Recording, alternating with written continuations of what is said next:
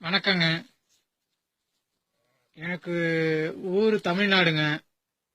இந்தியாவிலேருந்து வந்திருக்கேங்க. இந்தியா எனக்கு தமிழ்நாடு, வடக மேற்கு கிழக்கு ஸ்டேட்.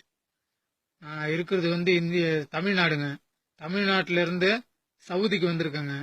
என்னோட மாவட்டம் நாகப்பள்ளி மாவட்டம், தரங்கம்பாடி தாலுக்கா.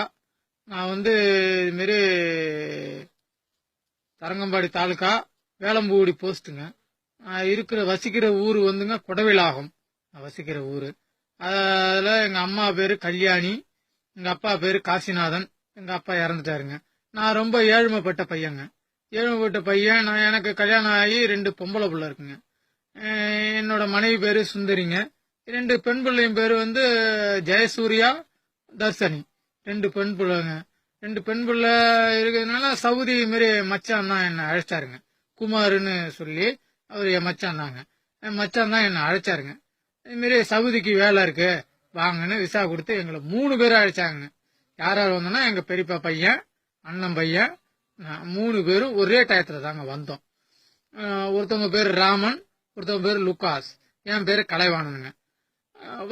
வந்த இடத்துல இதுமாரி கார் ஓட்டுற வேலை தான் உங்களுக்கு வாங்க அப்படின்னு சொல்லி விசாவிலையும் டிரைவர் தான் போட்டிருக்குங்க. லைசன்ஸ் இது எல்லாமே அதுல எம்பி ஆயிருக்குங்க. அந்த அளவுக்கு தான் நாங்க வந்திருக்கிறோம்.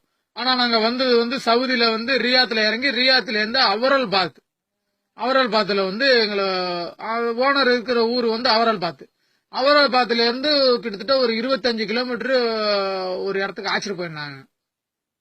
அங்க போயிட்டு ஆடு மேய்க்கிற வேலை தான், ஆடு தான் மேய்க்கணும் அப்படின்னு ஆடு மேய்க்கிற வேலை விட்டாங்க.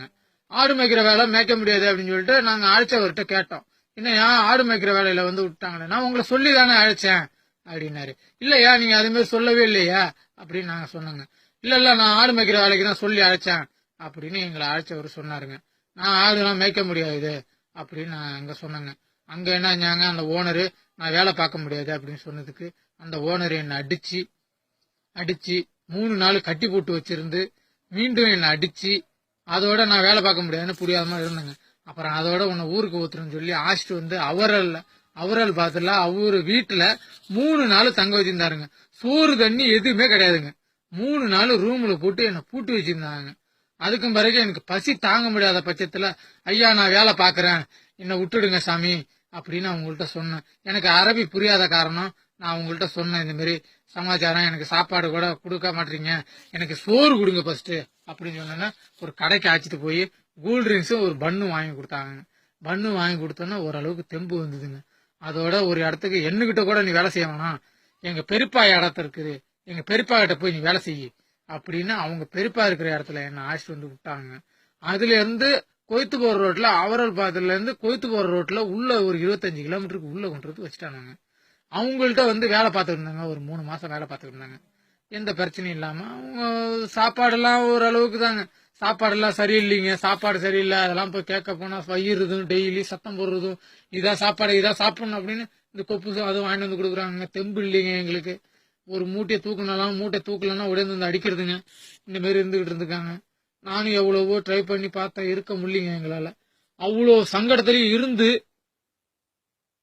வேலை பார்த்தாங்க. வேலை பார்த்துட்டு இருக்கும்போது ஒரு நாள் ஆட்டுக்குட்டி செத்துட்டுன்னு ஒடியாந்து சங்க பிடிச்சி நெரிச்சு, அந்த பில்லு கட்டுற கம்பி இருக்குங்க, கம்பியை போட்டு பாருங்க, அந்த வடுவு இன்னும் இருக்கும் பாருங்க, அந்த கம்பியை போட்டு நெரிச்சு, நீ இப்ப வேலை செய்யலன்னா உன்னை சாவு அடிச்சிருவேன் அப்படின்னு சொன்னேன். ஆனா கண்டிப்பா என்ன சாவு அடிச்சிருவாங்க, அது எனக்கு தெரியுதுங்க.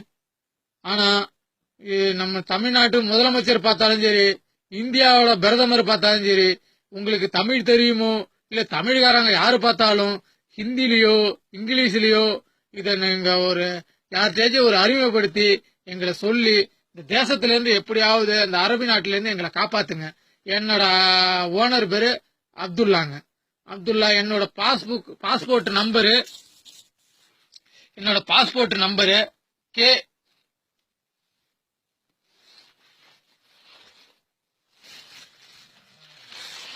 என்ன பாஸ்போர்ட் நம்பருங்க. அக்காமாலாம் எங்களுக்கு கிடையாதுங்க. அக்காமா இல்லாம இது தனிமையில கொண்டு வந்து விட்டாங்க. அக்காமாவும் கிடையாதுங்க.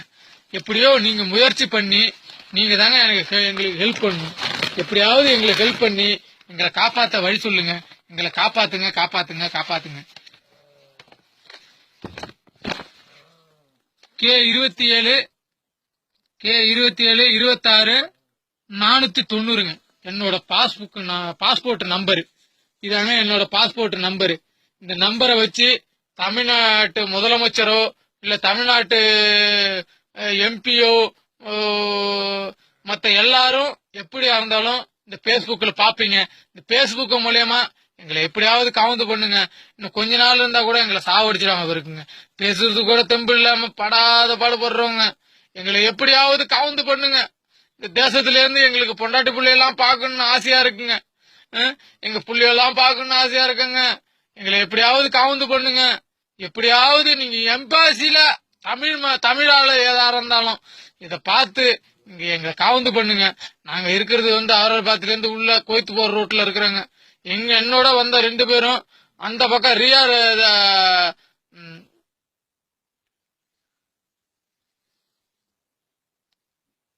ரியாத்து போற ரோட்ல உள்ள இருக்காங்க. எப்படியாவது எங்களை காவந்து பண்ணுங்க காவந்து பண்ணுங்க காவந்து பண்ணுங்க. உங்களுக்கு கோடி கோடி புண்ணியம் கிடைக்கும். கோடி கோடி வணக்கம் போடுறாங்க. நீங்க தான் இப்போதைக்கு இந்த வாட்ஸ்அப்ல உள்ளவங்க அனைத்து பேரும் இதை பார்த்துட்டு எப்படியாவது எங்களை காவந்து பண்ணுங்க. வச்சிடுறாங்க.